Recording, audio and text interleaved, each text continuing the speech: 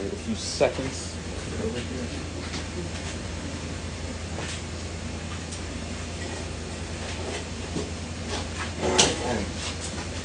What's going on, guys? This is Dean Barker and Ross Barker with the RCBL. Sorry I cut you off there. Yeah, it's fine. And we are very honored today to have the man, the myth, the legend, head coach of the RCBL football team, Shockers, Nolan Potts. This man was the coach of the year 2 years ago. No, that was Coach Sanders. Sorry. Didn't mean to slight you there. But this man was the head coach of the Shockers for the last few years. They won the championship in 2021. And this past season, he was the Coach of the Year for the Doles District for Heritage High School. So we're honored to have him on the show. Coach, thanks for joining us. Yes, thanks for having me. Appreciate it. Yeah, so let's talk a little bit. Recently, I mean, you finished the first half. You got started again earlier this week. We didn't have a representative at that game. Yep. But we heard somebody must have tipped you guys off before that game. What happened? We just played well. I mean, we got off to a slow start, but we ended up picking it up. Had a big fourth inning, hit a couple home runs, Caden Spade and Pierce Booker, and we cruised. And that was definitely a good start to the week last week. And we weren't able to carry that over last night. I know Ross was there last night and saw it. We weren't able to carry that over, but I talked to you about it a little bit. It's every day is a new day in baseball. Doesn't matter what you did the day before. You always get a chance to either do better or do worse. And so for as well as we played against Draft the other night, that's how bad we played last night. So got another one here in a couple hours. Hopefully the rain holds off. So hopefully turn this thing around. So what did you tell your team after? I mean, it was a pretty good first half, but it clearly didn't end the way that you were hoping. No. What did you tell your guys heading into the All-Star break? Because you did have 6 representatives. Yeah, I mean, we and the guys deserve to be there. We had a great first half of the season, and I don't know if we got complacent with the week before, but we didn't play well for 3 games. Just told them, take a couple days off and regroup, and we still got a lot of baseball left to play, and we did that against Draft. And I don't know, I must have gone in one ear and out the other because last night it didn't happen. So, but no, I just told them just keep playing the game the way they know how to, play clean defense. And we didn't do that last night. It really killed us. Throwing strikes, we didn't do that last night either. So I know I told you a couple times this year to get the 3 components of the game: pitching, defense, offense. I think you've said that literally every time you've ever opened your mouth. It's just a cliche. It's always stuck in my head. But if you do those 3 things well, you're in good shape. And when we've lost games, there's been one of those 3 things, or 2 of those 3 things we haven't done well. So, they just got to do them all well in order to win games. Yeah. I just remembered we call this the Rocktown rundown. We forgot to do the stats before the standings before we look them up right now. Here we go. I can tell you, I know his first, second, third. Yeah. They didn't update point streak for the draft game yesterday. I had to write all the stats down myself. Yeah, our running joke about point streak is what's the point streak? Got to go on Game Changer, you sell stuff. Yeah. And it's even worse for me because I had to write an article on that game for the Daily News article. Okay, here we go. For the RCBL, we got the Bridgewater Reds in first place at 14-5. We got the Clover Hill Bucks. They took over second place last night with their win against you guys at 14-6. You guys, the RCBL Shockers, are 14-7. Grotto's Cardinals are 12-9. The Broadway Bruins are fifth place, 11-10. Montezuma Braves are 9-11. Stuarts Draft Diamondbacks are in 7th place. They are 8-13. And Elkton Blue Sox, they're in 8th place at 0-21. They are still seeking their first win. One thing I'll say about Elkton, though, is they have had a pattern of playing some pretty good teams and actually getting pretty close. Absolutely. And I think that's actually who you guys are playing tonight. Mm-hmm. So, yeah. I remember last week, a little inside baseball, I overheard in the post-game conference after one of your wins, I think it was after the doubleheader against the Braves, Messick was like, "Hey, we go in there against the Blue Sox. We do well. I'll be hitting in the top in the 9th inning." That's not what happened, Coach. What happened in that game? I know Ross just said their record, and sometimes when you're looking at the record and you go, "Oh, okay, this, we don't have to play our best tonight in order to win," and Elkton came out hungry when we played them. And we kind of got punched in the mouth early on, and it took us a while to respond, and it took a nice comeback to end up winning that game in 11 innings. And I think it kind of taught the guys a lesson. You can't take anybody lightly. Despite what the record says, those guys play hard every single night. We got a lot of young guys on their team. And if you take them lightly, then bad things can happen. And we played them at home a couple weeks ago and we won 9-6. That was a close game. And then obviously the 11-inning game we had last week.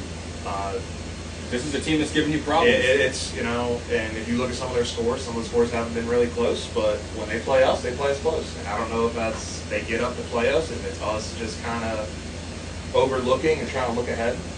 But I think last week taught us a lesson that you can't do that. Every game matters right now, especially if we're as close to the standings. I know we're a game behind Bridgewater, we're a half game behind Clover Hill now.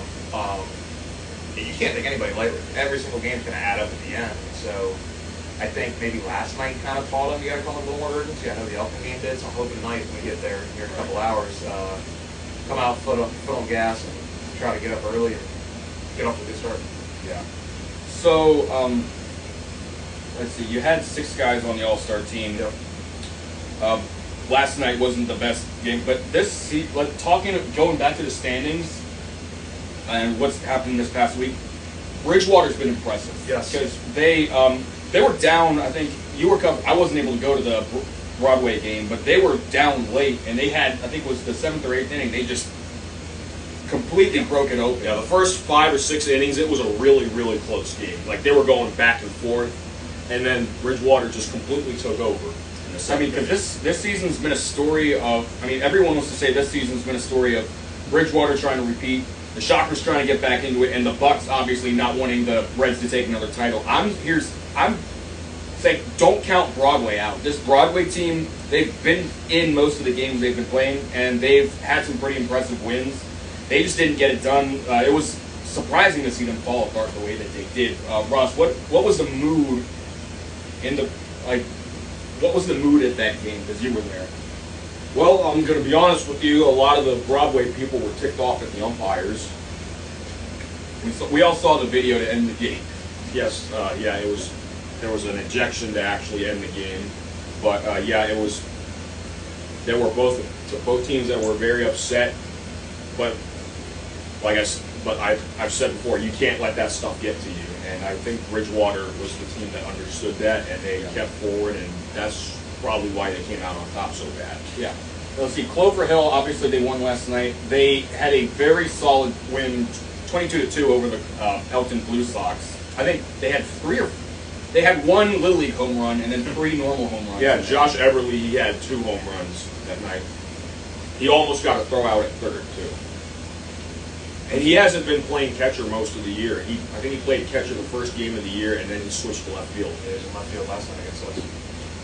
Yeah, I don't remember what their other game was, but they've been impressive this week. The Shockers, obviously, they're 1-1 right now. We don't know what's going to happen tonight. Yeah. 5th place would be, actually 4th place now is Grottoes. Yeah. Yes. Grottoes is a serious sleeper team that they kind of fizzled out earlier on. They were in it early and they kind of fizzled out, but now everything's starting to come back. Tim Nicely's ball club is producing. I forget what happened last night. They played last night. They didn't play last night. Bridgewater played off last night. Yeah, earlier this week I know they got a win. I couldn't tell you. I think it was Elkin. I'm not sure. But Grottoes, 12 or 13-9 right now. So they are a team to be taken seriously. Somebody's watching here. Who's on there? Dawson. Yeah, Grottoes is 12-9. Okay. Dawson, I'm blinking. We got a couple shots. And I'm dying in this heat. Let's see. 6th place, the Montezuma Braves. They fell at the Bucks earlier this week. That was the game I was thinking of. And then last week, they had a pretty tough game against Broadway, and they were able to pull out a 4-run lead and come back and win it in extras. Point streak for that inning was a nightmare. I can tell you why that is. That happened. I did point streak at Elton. It was when you go to the extra innings, sometimes it doesn't always go to the correct innings, so everything just gets jumbled up into one section, and you can't really tell the play-by-play. I did that a couple weeks ago, so I get it. I saw the same thing last night. I was like, what happened in that inning? Yeah. You can't really tell. So, and then Stort's Draft, they had a rough game earlier in the week against the Shockers, and then last night they were able to come out. Very solid pitching performance from Logan Stump. 5 innings, 6 strikeouts, just 2 hits. But one thing I do notice about this Elkton team, if they get, if you put in obviously a Chris Huffman, against these guys, they're not going to be able to produce. You get an average pitcher in there, they can put the bat on the ball. 100%. And, playing at that ballpark, you guys have been to the ballpark, it's not, you guys have home runs out of there. And you can't take anybody lightly. You're going down every single team, and they've got this guy, this league is full of parity. There is no clear cut. A couple years ago, you get the Clover Hills and the Bridgewaters would run away with it. You kind of knew every year there was going to be those two at the end. And teams have built themselves up. We've done a good job the last couple of years. Broadway, you mentioned, done a good job. Montezuma's always there. Grotto's. It's literally anybody. Even draft was in the finals last year. Yeah. Draft won Game 7. So, and 2 years ago, Bridgewater took you guys to, I think, 5 games. They took us, it was 3 very close games. Yes. Game 2 is a game I will never forget. Oh, yeah. That the one at Bridgewater? That was a 14-13 game. It was 14-8 going into the bottom of the ninth. They scored 5 runs, and Gray Sherpy almost hits the walk-off of the year. And then Braden Hogarth. Braden Hogarth, he got made probably the play of the year to save that game. After we dropped a routine fly ball and left, after we made another error that inning, and we tried to hand it to him. We really did, and it just didn't. Braden made a great play there. And I remember I was trying to prepare for the interview, and you were just sitting down, and I told Kirk, it's like when Potts comes to. That might be the wildest. That might be the wildest game I've coached in this league. It might be. I can't think of anything off the top of my head. I remember that game because I had just moved into my apartment at that time in Winchester. Okay. That night, that morning. Mm-hmm. So I had to turn around and drive hour 15 minutes. And then I had to get back. I don't even know if I finished the article that night or I just did. I didn't wake. I went to bed around 2 o'clock. I don't think I woke up until 5 p.m. the next day. The game probably went till 11, 11:15, 11:30. We were there all night. It felt like. But no, that was fun. And then the game we had at draft in the final couple years, I got a pinch hit. I heard about that. That was. Those two are probably at the top. Those are pretty good memories. So, for those who don't know this guy, and that's probably none of them, but a little personal information. Let's tell the story of Nolan Potts. Oh, boy. Where are you coming from? Where did you grow up? How did you get into baseball and all that? Yeah, so I was born in Ohio and I lived there for 8 years. Moved to Virginia for a couple of years, moved back to Ohio, and then moved back to Virginia when I was 16. Went to Hanley, was in Winchester, so ended up playing in Shenandoah. I was on the team there. They, nationally ranked every single year, and that's kind of what started this whole Shenandoah connection. When I started playing, there were a couple Shenandoah guys, and as the years have gone on, obviously, the roster's kind of built itself out that way. Coach Anderson does an amazing job with them. They know what they're doing baseball, IQ-wise. They understand the way that I want them to play. It's very similar to how Coach Anderson wants them to play, and it's kind of just a continuation of what they do during the school year. Luke Easter and Dawson Russell were 2 local guys down here that got involved with us a couple years ago, and lo and behold, they ended up in Shenandoah and they're playing there. But I got in the RCBL 2014 was my first year, and I was going into my junior year at Shenandoah, and I just needed some innings. I needed somewhere to play. And Winchester didn't have a league. So Zach Stiles actually was the one who told me about it, the Iron Man. I know you saw him over at All-Star Weekend. Yeah, I've got a lot of Shockers who are upset with me about that. We won't mention that part. Although I'm sure Spade probably tuned in right now. I'm sure he might comment on it if he gets a chance. You be nice in the comments, Caden. But no, I went down there and we weren't very good. I think we won 6 games that first year. We were like 6-24. So you can sympathize with an L2 team. Oh, I get it. We weren't competitive most nights. When we won, it was a surprise. That was Chris Rush took over the team the next year. He now coached at Montezuma. We started building it up, started being respectable, having some success in the playoffs, getting out of the first round. I know we had a year in 2017. Bretton Doyle was on our team that year. He started center fielder for the Rocktown. Wow. He started literally in the majors. Trey Brathwaite's playing in single A right now for the Reds. He was on the team that year. We had a couple of great players on the team, and we took Clover Hill to 5 games. I don't know if they won the championship that year or not, but we had a close game at Clover Hill, Game 5, I think, of the semis. It would have to have been because we played best of 3 at the first round. So took them to a Game 5. That was 2017. 2018 we lost at Bridgewater. I remember that. And then Chris left to go coach Montezuma. It opened up the spot for me, and I've been here ever since. And we've been trying to gradually build it up. We've had a lot of success every year. Made it to the finals in 2020. Let's talk a little about that year because that was a crazy year for everybody. Yes. That was the year Chris Huffman was probably on the path to make the major leagues before some unfortunate things happened with Yeah. him, and then you were able to take this team in a pretty quiet year. Most people weren't paying attention, but Yeah. you took this team. That was a very good Broadway team. You were able to take them to the finals. Chase DeLauder, Travis Reed-Snyder, and they had D1 guys all over the place. Honestly, Chase is tearing it up. I believe single A right now for my Cleveland Guardians. I'm a huge Guardians fan, so when he got drafted last year by them in the first round, that was pretty cool. But we have a guy who's on the verge of getting in the major leagues, in Darryl Thompson right now. He's at AAA in the Brewers organization in Nashville, a left-handed pitcher, and they did an article up in the Winchester Star the other day about him that he's knocking on the doorstep. It could be literally. They play in D.C. in 2 weeks. End of the month they play in D.C. So they asked Darryl, and they're like, it's not out of the possibility he gets called up. He's 29. He's been grinding, playing indie ball. He was with us that summer. I played with him for 3 years in Shenandoah, and then COVID shut everything down. And we were really one of the only leagues in the country playing. So Darryl lived nearby. He's like, hey, get some minutes. Yeah. And all he did was strike out like 120 guys in like 70 innings that summer. That's awesome. He was dominant. He didn't win pitcher of the year, but I think he finished second in that voting. He was unbelievable. So in that summer, you get DeLauder, who's a first-round draft pick, who's probably going to be the majors eventually. You've got Darryl, who's on the doorstep. He's as close as you can possibly get with like a 2.5 ERA at AAA. He's dominating. He will be there probably September call-up. Yep, and then Brenton Doyle. This was years ago. Brenton Doyle's now getting double last night. He's starting everyday center fielder for the Rockies. So, we've had a lot of great players in this league, especially the Shockers with Brenton. Austin nicely just retired yesterday, former Grotto's Cardinal. Yep, I saw that. He played a couple games against us.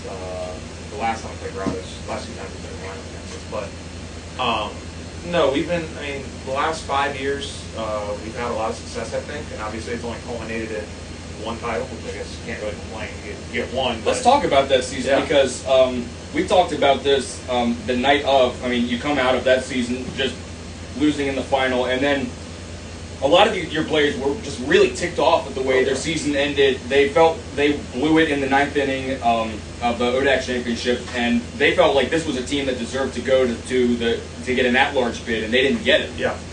So, the 2020 year, they beat us pretty good twice at home, but we lost on 2 walk-offs at Broadway again. We probably could have won. Man. So it could have been 2-2, and then you got a best of 3. You just never know what happens from there. We'll never be able to figure it out, but I think that was a little motivation. And obviously, like you said, what happened during the school season didn't sit well with a lot of them too. So I think they came back that summer after obviously the 2020, and then obviously the spring season with just a little urgency. They wanted to win something, and I think we didn't lose in the playoffs that year. We went 9-0. We ran the table. 19 of your last 21 games you won. We got hot. 90 runs in the playoffs. Yeah, we hit the ball well. We got enough pitching. But no, that was a fun year. Obviously, culminated with a championship. But we got a great group of guys on this team. We've always had that. We've had some new faces shuffle in because as some of the guys get older, they stop playing, they move out of the area.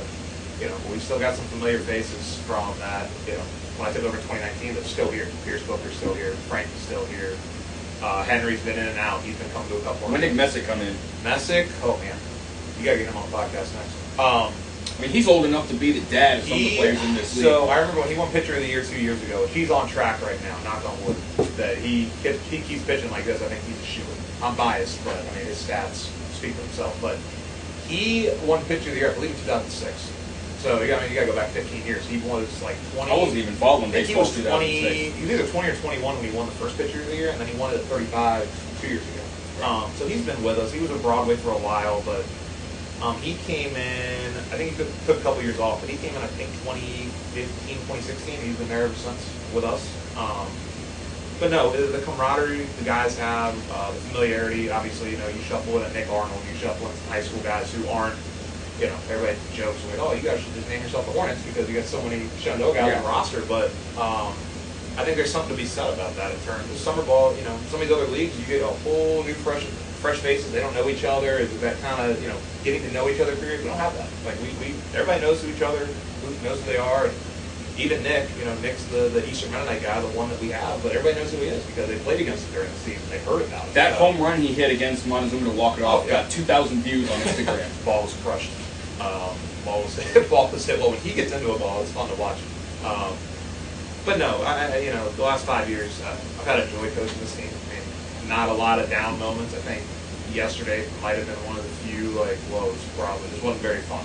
Most nights the ballpark was fun. Last night was not, but great group of guys we have, and They play good baseball for the most part, and that's why we've been consistently, we haven't always come out on top, but we've been at the doorstep a lot of the years. Whether we finish it off or not, we've been close, first or second most years. So. Most years. Last year was not one of those years. You went up against, Montezuma. They might not always be in the top 50, but you go to Montezuma, you're going to have a competitive game. Oh my gosh, I want to say Tate pitched the first game, and Lance Tate's having a great year again for them as well. We beat them pretty good. I think the first game we beat them like 16-1, and then we put it on them. Second game they pitched great. We didn't get enough hits. We lost 5-2, and then third game, I remember Matt House. It was a no-score game going to ninth. Wow. It was Elijah Dunlap versus Matt House, and we gave up a bloop single to score a run, and they brought in Keegan Oliver. Flamethrower. I thought he was. I thought he was playing in the rookie minor MLB or whatever. I think he came last year toward the deadline. I think he was there to start, and then he went back. I think he's there now. Okay. He came in, and we were down 1-0. He was throwing gas, and so that was a very disappointing way to end the year. But it's one of those things that you can't take guys lightly, especially in the playoffs. You get a best of 3 series, and there's not a whole lot of room for 7-game series. You can kind of get away with having a bad game in there because you've still got more. But best 2 out of 3, you play bad one night, it can really derail you, and that's what happened last year. So just consider that it's a good thing that you don't have 1-game playoffs. These Peninsula Pilots, Henry Morgan, who's the owner/caretaker, former RCBL guy, their league, I don't know if they still do it, but they would have one-game playoffs. I think one year they had it for the quarterfinals and semifinals. So you play one bad game and that's the season. Oh man! And I know football is obviously a different sport. But, you play one bad game of football in playoffs, you could be the undefeated team, and that's it. Corbin Lucas. Corbin, what do you want? Check the live chat. Okay, we can do that. I don't want to know. So Corbin, since we got Corbin here, Corbin always likes to come in. Corbin came in with me at Shendell. Graduated the same year, played together 4 years. Okay. Roommates 2012, 2013 school year. So we saw a lot of each other. I don't know what he wants to say, but we want to.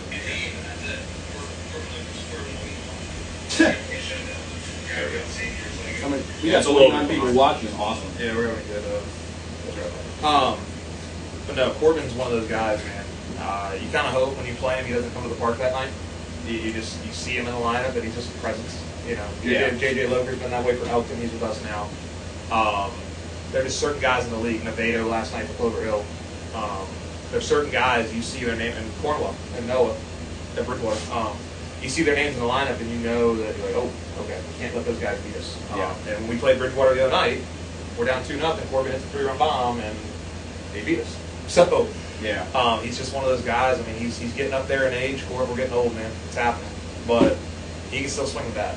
He's still one of the better hitters in this league. And if you go back and look at his point streak era stats, he's had one of the more impressive careers here the last 6-7 years. And you go back when he played for draft when he was in high school. This was 2011. He graduated, so he's been in the league a long time. And his numbers every year. He's just an all solid baseball mind.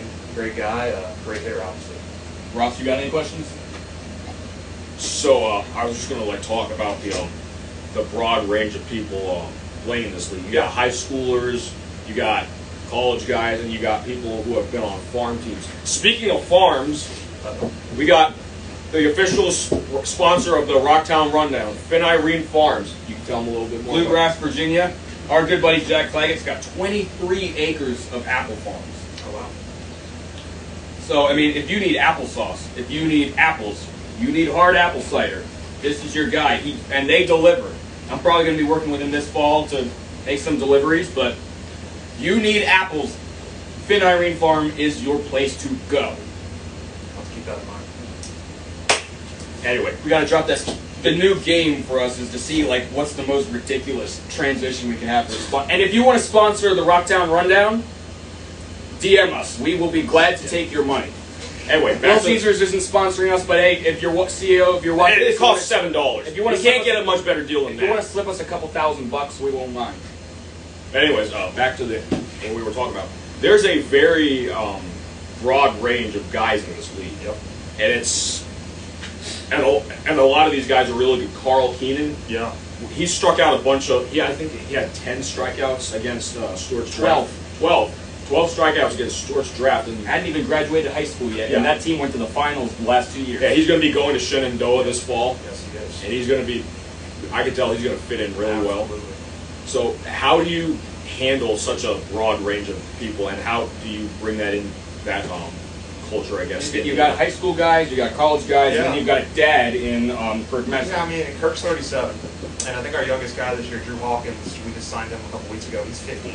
Oh my gosh. I mean, we literally got the whole gauntlet there. He's old enough to be his dad. So Drew, we've got Andrew O'Brien, who's a rising junior in Spotswood. Drew's a rising junior in Spotswood. Porter Cravers is a rising junior in Spotswood.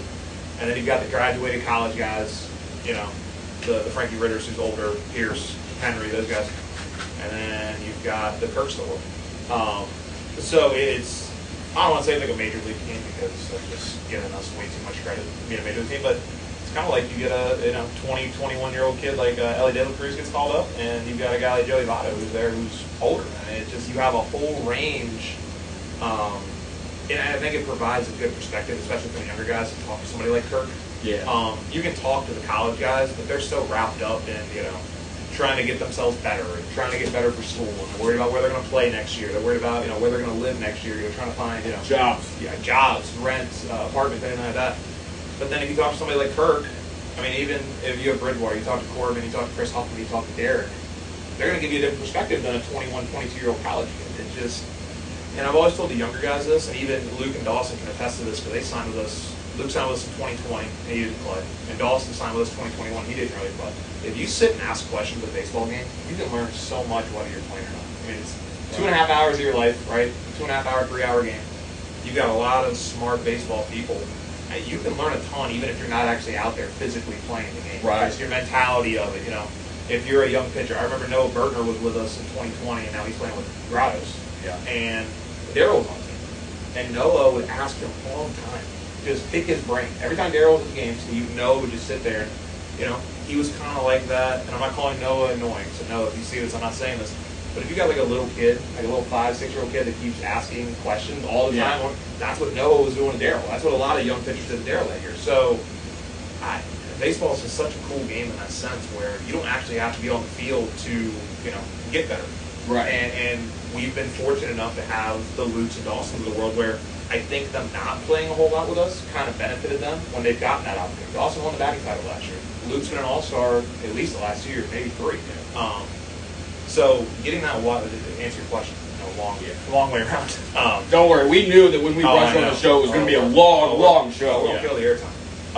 Hopefully Instagram Live keeps stretching it out. But no, it's cool to see that, because I go to high school teams, and you've got 14 to 18-year-olds, and they're all very similar with their mindset, maturity level, and everything like that. Here, 15-year-olds or 37-year-olds, a whole wide range in the middle there where we can go a lot of different ways. So, it's different in that sense. And, Kirk wasn't here, then maybe it's a little different. But maybe our oldest guy then is, and JJ's on the team, and JJ's kind of been a part-time guy, so we haven't been there very much. But, our oldest guy's probably, that plays every day, might be 23. So to have a guy who's 37 and the success he's having too. He's not just out there just for, He's not like Babe Ruth at the end of his No, career. he's not just eating innings and just lobbing the ball over the plate and getting shelled. I mean, he's out here being arguably, if you look at the numbers, 7-0, the most dominant pitcher in the league, giving up 1 earned run all year. So I think it's just cool to see, him kind of instilling some of the knowledge that he's been in the league almost 20 years. And Drew and Andrew were 15, 16 years old, so he's been playing in the league longer than they've been alive, and so it's kind of cool to see their interactions, and it's just a fun thing. You can't talk. It's just a great league to be in. You talk about coming from high school. Let's talk about the season that you had. This guy came in here as a rookie head coach, won Coach of the Year for the Doles District, and took Heritage High School Pride to the Region 4C semifinals. Let's talk about what happened this year, what went into that season. I want to talk about that last game for a second, because it's funny, because Bodie Pullen, who's one of our All-Stars, his dad's the head coach of Janesville. So Bodie was at the game that we lost. And it was funny because I don't know if we had a Shocker game the night before that. I think it was the night before. And Bodie's obviously going to the games. He's a shepherd. He's done with school. And, if we had won that game, we were playing, I think, the following Tuesday. There was a couple days off before we played him. And there was a Shockers game that night, I remember. So we lost that game, and I'm talking to Bodie after the game, and I'm like, well, I guess I'll see you at the next game. He goes, nope, I'm going to go watch my dad coach. Oh, play for him. So the game, the game we could have been playing in, right? Bodie's going to go watch that game and say, he graduated from James when he was a region player of the year. Yeah. Had a great high school career. I mean, we had a really good year at Heritage. We had a freshman who still, I think he just turned 15 a couple weeks ago, who was a second-team all-region guy. We had an all-state player who was a sophomore. We had another all-region guy who was a junior. And just had a phenomenal year. Won a lot of close games. Won the regular season for the first time in school history. School's been around 20 years. So it was disappointing with how it ended because we were up 1-0 going into the seventh. We had shut them down, and then we just, it's very hard to win a 1-0 ball game. It's almost impossible, and they ended up scratching a run across. We went to extra innings. We gave another one, and that was all she wrote. But if you had told me at the beginning of the year that's where we were going to be, a 1-0 lead going into the seventh to go to the state tournament, to go to the region finals, we're taking you on that all day. But no, for the first year, me being there, that was a lot of fun. Great group of kids. I got a great coaching staff there, and hopefully it's not just a one-year thing. Hopefully that was just a stepping stone on the way of reaching the ultimate goal, which school's never been to the state tournament. So obviously that's the goal. And like I said, we were that close to getting it this year. Would have kind of capped off an amazing year, but it's baseball, and it's hopefully next year we take another step, and the year after that take another step, and we're around for a while with perennial playoff contenders. Let's see. So you guys, I already talked about that. Talk about it again. So you guys had because I didn't get to interview you guys last night because my phone was about to die because I forgot to bring my laptop. But what happened was you guys lost 10-3 to the Clover Hill last night. Yep. So what do you think went wrong last night, and how do you think you're going to bounce back? We had a lot of routine plays that we didn't make. At least I didn't think. A lot of balls that characteristically we would make plays on the field. We gave them life. I think we ended up walking 8 guys. I think I've talked about it with him, and he can just recite it off the top of his head. What I say pretty much every time I get interviewed is you got to pitch, you got to throw strikes, you got to play defense. We actually had 13 hits. We got on base. Reed Long did a great job. He didn't walk anybody from Clover Hill, and we gave them a lot of free bases. They didn't give us any, and that makes a difference. It really does. They got ahead early. We had opportunities in a couple of the innings where we had first and second, nobody out, rather than me bunting. And I said, hey, go ahead and hit. And we grounded the double plays twice. And that kind of took the wind out of our sails. Defense was sloppy. Pitching didn't really throw strikes. So culminate all that together, you end up with a 7-run ball game like it was. I think the key is just, getting back, letting the defense make plays, actually focusing on making the plays. We had a couple pop-ups in the outfield that we literally call people off and just drop them. You're not going to win many games, especially against Clover Hill, who's a solid team. And Kevin does a great job with them over there, and they're, like he's talking about this, they're perennial contenders year in, year out with Josh and Jose Roca and Nevado and Luke Shipple. They're all having great years for them. You got to play clean baseball. We didn't do it yesterday. We have to do it tonight. If we don't do it tonight, we talked about Elkton already. They've given us fits because we haven't played clean baseball. So we want to win tonight. If we want to do anything with the rest of our season, we play Bridgewater tomorrow. We're playing every day this weekend. Played yesterday, playing tonight. That could be a 1 versus 2 matchup. What happens. Yeah. If we're going to play poorly, we went there once a couple weeks ago, and they beat us pretty good to end our winning streak. You interviewed me after that, and I said one game's not going to really dictate our season. We can't really drop many more. If we want to win the regular season title, we got to take care of our own business first. You got a week and a half left in this season. Yeah. We'll get 8 games left. Something like that. 8. Yeah. We played. No, we had 7 left. We played 21 games. Three quarters of the way done.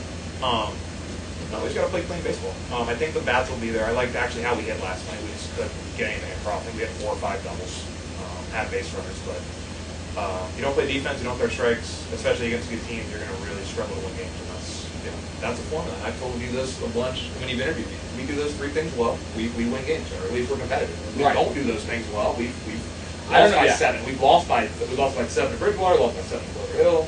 It's hard. I don't know if you saw the interviews we did on All-Star Weekend. We did one with Luke Keister and Dawson Russell, and they did some impressions. Oh, jeez. No, I didn't see that, but now I need to. So essentially, I went in there and I was asking my normal questions, like, all right, guys, you've just lost your goodness gracious, I don't know how many losses in a row, and you didn't hit, you didn't pitch, you didn't play defense. What the heck is wrong with you? And Luke was like, guys, we don't do that. We don't deserve to win. And I think it's because I hold them to a higher expectation because they know. I mean, the majority of them are college Shenandoah kids. guys who are competing for a World Series Right. every year. They're a game away from going to the College World Series. So they kind of understand that that's what you have to do to be successful. If you do it here, it'll carry over this spring. Right. I talked about it with them last night. I said, you guys can't treat this any differently than your school ball. It's more relaxed, right? But to win the game, you still have to do the same stuff, whether you're in high school, whether you're in college. Because you got guys out there who've been in the minor leagues before. Yeah. And Chris, when we played Bridgewater the other night, we couldn't do anything against Chris, so we had to make plays, we had to pitch well. And we didn't do it enough, and Chris obviously shut us down, and Derek came in and closed. And, to win close ball games, I tell my high school kids, you can win a 5, 6, 7 ball game easily. There's, you can make a couple mistakes, you're still going to be up. When it's just 2-1 games or 3-2 or, these close games, you make one mistake, you're done. If you blink first, you'll lose the game. And, luckily for us, most of the close games we've had, we've been on the winning end of. But you see our losses, they really haven't been close. Like, the scores haven't really been, it's 9-2, it's 10-3, it's 5-0. Some of those games we just haven't really been competitive in that sense. But when we get those phases of games together, we do a pretty good job. And, we're 14-7. We got off to a terrible start, like we're 1-3. We got that 8-game winning streak in there, and then I think we lost 1-4 in a row, and now we scuffled a little bit. You've won, I think, you've lost 3 of your last 4 now. Yeah, we haven't had a good stretch here last week. Other than the draft game, where we played one good inning, I think. Played really one good inning. Even in that game, I wasn't really, I'm very particular about what I'm looking for in terms I remember after these guys won the championship, he's like, all right, guys, we left 13 runners on base. I don't know if I did that in the championship. I think I was a little more relaxed after I was holding the trophy up, got the water bath and all that was fun. That was one of the, and I got one of those Heritage this year, which kind of brought me back to that when we went the regular season. I could go for a water bath right now. It's a little toasty out there. It is rain to stay away though. That's what I'm kind of. They're talking about in the group chat right now. Like, is it going to rain tonight? And Dawson apparently is our unofficial meteorologist who's trying to keep tabs on things. I have to go ahead and check the weather right now. It's warm. Oh, it does rain. Oh, so it's actually supposed, according to this, it's supposed to rain until 4 a.m. Oh, yeah. So you guys actually, I think you guys have had a few games in the rain. Yeah, the Bridgewater game, we got done just before. I think we played Grottoes and got done probably 10 minutes before it started. I think you guys were there and interviewed us after the game. I think as soon as you guys left, me and Kirk were cleaning up, and it just, this guy said no. But for as hot as it's been today, that feels probably better dry. So, we'll see. As long as there's not lightning all over the place, I guess we can probably play through a couple showers, see how it is. So, let's see. What's the energy been like? Because that energy heading into the championship year, I can tell, like, looking at that, there's the motivating factor to win the championship. Right. This past year, it's kind of odd. Where last year, for the Shockers, you didn't really do too well. For Shenandoah this year, you did pretty well, but you didn't make, it fell apart in the final, in the Sweet 16. And then for you guys to have at high school to have a solid year, it's a really interesting combination of energy. How's it been this year? The Shenandoah thing, it's funny because Kirk went to Lynchburg for a little bit. So I remember him doing this and it didn't go over too well. I remember we didn't play well one night and he said something along the lines of, man, you look like you guys are playing Lynchburg again. And some of the guys who played against Lynchburg kind of gave him the stink eye. Like, really, did you say that?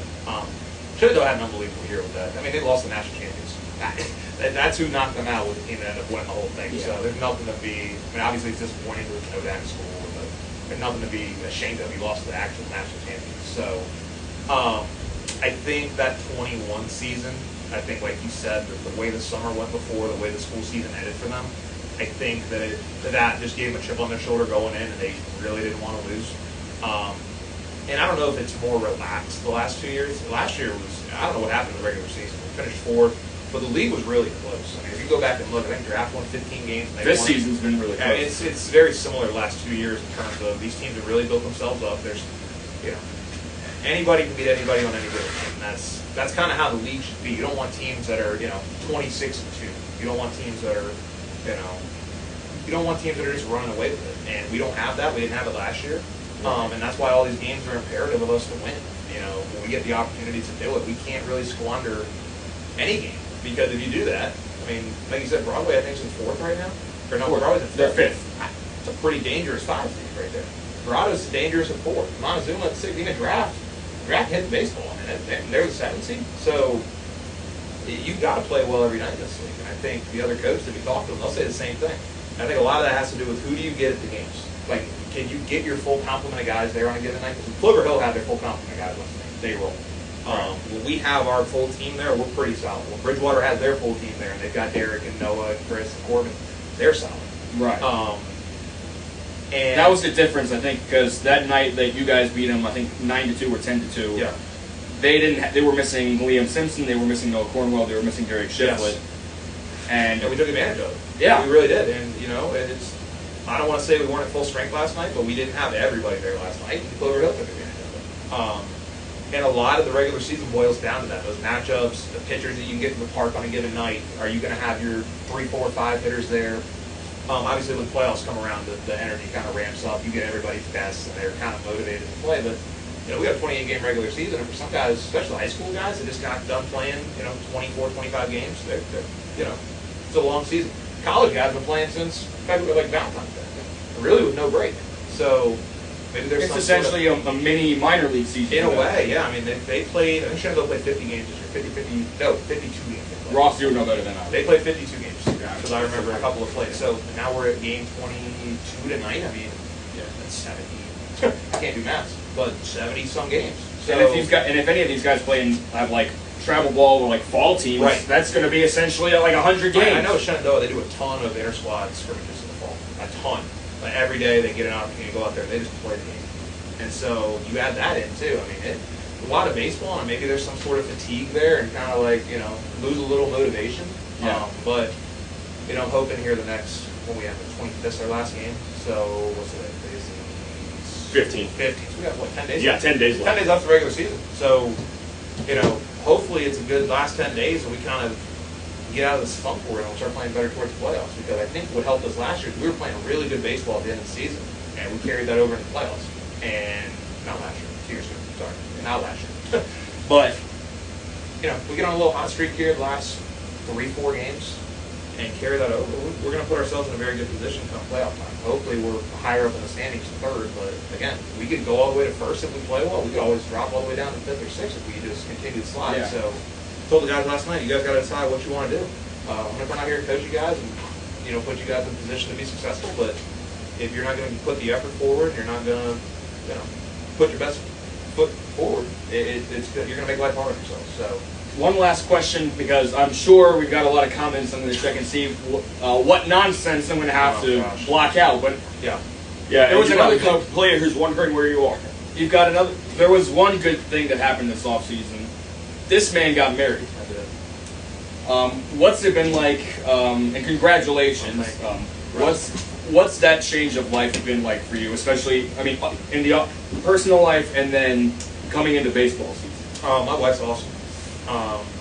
She supports me in this whole endeavor, and this takes up a lot of time. Obviously, I'm not, I don't have a 30-minute drive to the field. I got a long way to go to come down here and coach these guys, and she's understanding of it. And some nights, not very happy about it, but she gets it. She knows I love doing it. She knows the satisfaction I get of being a part of this league. So she's been amazing in that sense. Personal life really hasn't changed all that much. We've been together for 9 years. So it wasn't like we knew each other really, really well before we got married. So there wasn't really that adjustment period. I thought you get married, but oh my God, everything changes. Not really. You got a ring on the finger now. It's about really the only thing that changed. Her last name changed, but besides that, it's been I loved it. We got married October 1st, so we're coming up on 9 months, almost 9 months. 10 months. 10 months. Something. Been a while, but no, that was an unbelievable day. We got pictures hanging in the house of, all our friends and family are there. So that was awesome. A lot of Shockers guys were there too. So that was, to be able to incorporate some of them into the wedding, have them there. And, this league's given me so much in terms of the relationships and the friendships. And, it's, some of the most important people in my life I met through this league. And that's, it helps we've been winning games, but I think, building the relationships with people is a huge part of this. And I think Kirk talked about it the other day with the veteran team. All those guys, he knew every single person on the other team. There were 30 guys, I think, on each roster, close to it. Right. He didn't know everybody on his own team, but he knew everybody on the blue team that night, the Montezuma, Bridgewater, whatever team that was, whoever made that team up. But he knew every single person. He went there, I know him. So a lot of this league is the relationships you build. It's very competitive, but most 9 guys out of 10 get along. Oh yeah, I mean, hey, you put the friendships aside when you play, Right. And then you come after, get a drink together, hang out after the games, and it's been, and I've seen it. I've been in it firsthand when I played. You know, it's even in college. You know, when I played against Corbin in college, you know, that was something we talked about. We went back to school, and I know the guys, Shenandoah guys, will talk about this with, you know, you said Carl Keenan. Yeah. Playing Broadway, he's going to Shenandoah next year. You don't think that that's going to come up, you know, in the fall season, and all the Shenandoah, the Keisters and Dawsons and all those guys in the world, that's going to come up, and it gives them something to talk about. So, I think it's just an overlooked aspect is the relationships you build throughout your baseball career, or whatever career you're in. To be a part of this league, it's so historic, and you know, 99 years this year of it being around, and it's just been a joy and a pleasure. I'm just happy that, you know, Zach Siles told me they need another pitcher 10 years ago, and it's turned in. I didn't think it would turn into this, you know. Right. It need 5 years, but it's funny where life will take you. And you know, I thought, you know, I'll play, be done with this in a couple of years. And here I am, 10 years later, still, you know, wearing the hat, coaching the team, and kind of being a representative for us. So. This is how much this guy loves baseball. I asked him a question about his wife, and I know. No, my wife's unbelievable. She really, anybody that knows her, she's just an awesome person, the best person I know. So, but summer baseball is a time commitment, especially the 28-game season. It's not like you're. We're not even playing where it's. Oh, you guys are everywhere. You guys are literally making your rounds, and you guys literally. I look up and I see one of you sitting up there every night. I didn't notice you weren't there last time. I figured out you were at your app. I saw Ross sitting up there. I'm like, oh, let's go by himself. Every time there's a game, I got to be covering something. Well, between you two, and I know that you're doing stuff with the DNR. I know Keister even wrote for the DNR. He's been writing recaps too to help with Cody and John. So yeah, I saw his name pop up. No joke. I read one of the articles and I said, "What is this a typo? Like, why does it say Luke Keister wrote this?" I'm like, oh yeah, he's a communications major. I completely forgot about that. So, I was a communications minor. I'm the only guy at this table who did not go to Shenandoah University. I did. I wrote for the school newspaper in Shenandoah for 2 years. I was a sports editor at Bridgewater College. I wasn't a sports editor, but I was a sports writer. Joe Bittner, shout out Joe Bittner, one of my old teammates in Shenandoah was our sports editor. So he was like, "You know, the writer, you're decent at writing. You're a history major. You know, you know sports." So I would write all the previews, volleyball previews, lacrosse, you know, things like that to help out. But ask questions in the comments. Get finished up. It's funny because before I got into teaching, there was 2 things I wanted to do. I either wanted to do sports management and do, you know, the GM side of things, right, or I was going to be a broadcasting / journalism type. And I figured you got anything on that? Let's see if there's any. Well, you just tuned in, so you won't be able to see all the comments. Here, let's find out. Let's find out if anybody's saying anything. I don't know what happened, but while I was doing that, where is it? My flip flop ripped. So. Yeah, I have to go around and get a new one. Let's see what we got. LH Pitcher 12 says, "I'm Corbin's dad on the mound." Oh man. Oh boy. Oh, Potts needs to shave. I do need to shave. LOL. Check previous years past. I ain't old. We want Kirk. Chris is the GOAT. And then all the.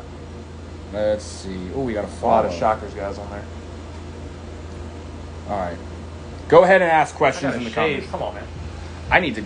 I almost shaved this morning, Corbin. Just didn't. And then Hayden, I think it was Hayden. Hayden's a little Potts. hard eyes. Hard eyes and Hayden. So Hayden played with us in 2020 year. He didn't play with us in 2021 year. I think he went to the Valley League that year. Last year he played in the Appalachian League down in I don't think he was in Danville for a while. This year he was with us to start, and then now he's starting center fielder for the Winchester Royals in Valley League.